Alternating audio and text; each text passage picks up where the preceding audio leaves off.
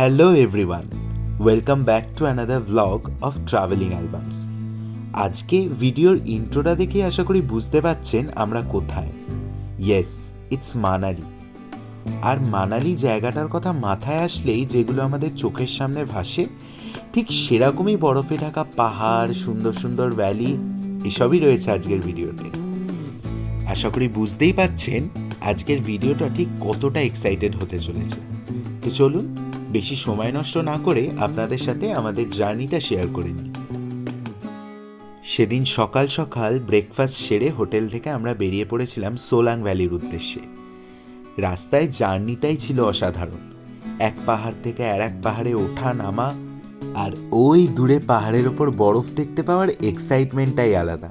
সেই প্রথমবারের অভিজ্ঞতাটার কথাই বারবার মনে পড়ে। দেখুন, কথা বলতে বলতে পৌঁছেও গেলাম স্বপ্নের ভ্যালি সোলাং ভ্যালিতে। এখানে আর খুব বেশি কথা বলবো না আমি, আপনারা শুধু জায়গাটা দেখুন আর উপভোগ করুন।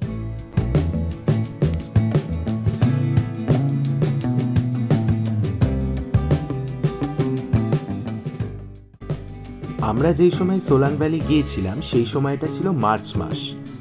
এই সময় বরফ পড়ার খুব একটা চান্স থাকে না, তবে সবে শীতের শেষ, যা বরফ পড়েছে সেটাই চারিদিকে বিছিয়ে রয়েছে। তবে ভাগ্যক্রমে আমরা একদিন মানালিতে থাকাকালীন সন্ধেবেলা অল্প একটু স্নোফল পেয়েছিলাম বটে। যাই হোক, এখানে এলে কিন্তু স্নো অ্যাক্টিভিটি করার প্রচুর অপশান রয়েছে। এই যে যেমন দেখতে পাচ্ছেন চমড়ি গায়ের পিঠে চড়ে সবাই ঘুরে বেড়াচ্ছে, তার সাথে রয়েছে জিপ লাইনিং, প্যারাগ্লাইডিং, স্কেটিং, আরও অনেক অনেক কিছু অ্যাক্টিভিটিস। তবে এতগুলো অ্যাক্টিভিটিসের মধ্যে আমরা যেটা বেছে নিয়েছিলাম সেটা আর কিছুই না, প্যারাগ্লাইডিং। সেটার ভিডিও খুব তাড়াতাড়ি আসতে চলেছে।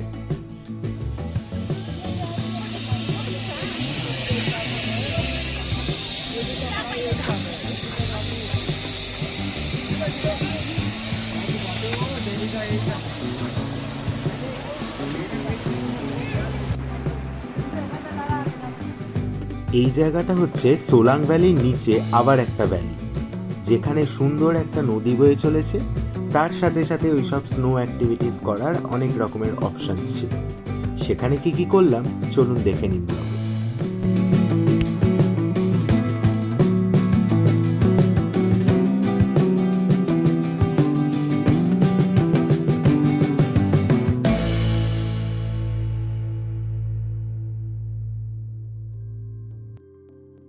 কেমন জায়গাগুলো সত্যিই স্বপ্নের মতন সুন্দর না?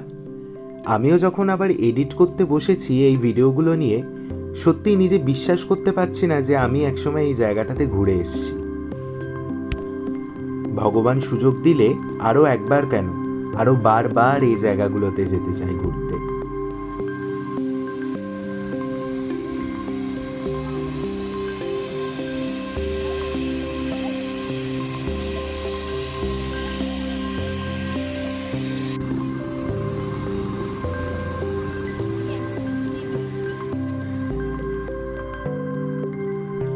সব কিছুর মধ্যে এই অভিজ্ঞতাটা ছিল আরও অপূর্ব। মাইনাসে টেম্পারেচার, চারিদিকে বরফ, এই সুন্দর ভ্যালির মধ্যে বসে ম্যাগি আর চা খাওয়ার যে অভিজ্ঞতাটা, সেটা সত্যিই ভাষায় প্রকাশ করা যায় না।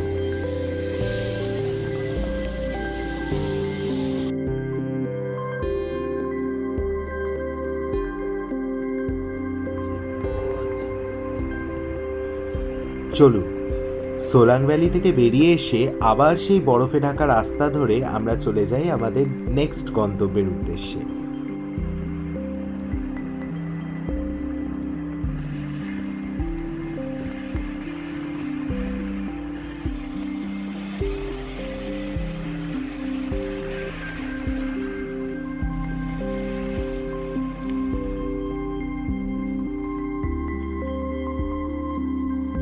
সোলাং ভ্যালি থেকে বেরিয়ে এসে আমাদের পরবর্তী গন্তব্য ছিল এই অটল টানেল, যেটা প্রায় 10,000 ফিট ওপরে অবস্থিত এবং এটি 9.02 কিলোমিটার দীর্ঘ একটা টানেল। ঠিক এই কারণেই এই টানেলকে বলা হয় world's longest high altitude tunnel.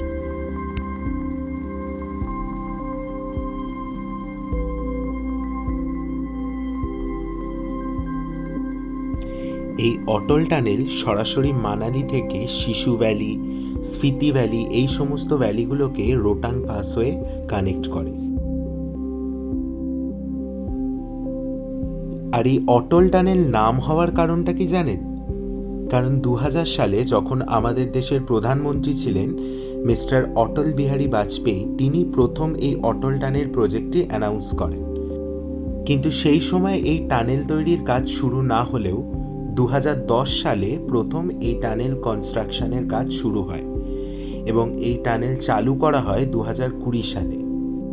আর ঠিক সেই কারণেই আমাদের দেশের প্রাক্তন প্রধানমন্ত্রী মিস্টার অটল বিহারী বাজপেয়ীকে শ্রদ্ধা জানিয়ে এই টানেলের নামকরণ করা হয় অটল টানেল।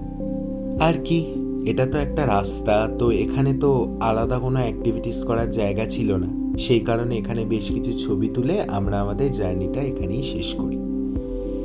যদিও বা একটা কথা বলে রাখি, সেটা হচ্ছে সেখানে এক্সট্রিম বরফ থাকার কারণে আমরা সেদিন অটল টানেল পেরিয়ে আর ওদিকে রোটাং পাস হয়ে শিশু ভ্যালি কোনোটাই আমরা পৌঁছাতে পারিনি, কেননা সেদিনকে রাস্তা ব্লক ছিল এই প্রচুর বরফের কারণে। এইভাবেই শেষ হয় আমাদের মানালি জার্নি। তবে ওই যে একটু আগে বললাম না আমরা সোলাং ভ্যালিতে প্যারাগ্লাইডিং করেছিলাম, তার ভিডিও খুব তাড়াতাড়ি আসতে চলেছে। সেই ভিডিওটা দেখার জন্য আমাদের চ্যানেলটা সাবস্ক্রাইব করে রাখুন। আর যদি ভিডিওটা ভালো লাগে একটা ছোট্ট লাইক করে দেবেন। দেখা হচ্ছে পরবর্তী একটা ব্লগে।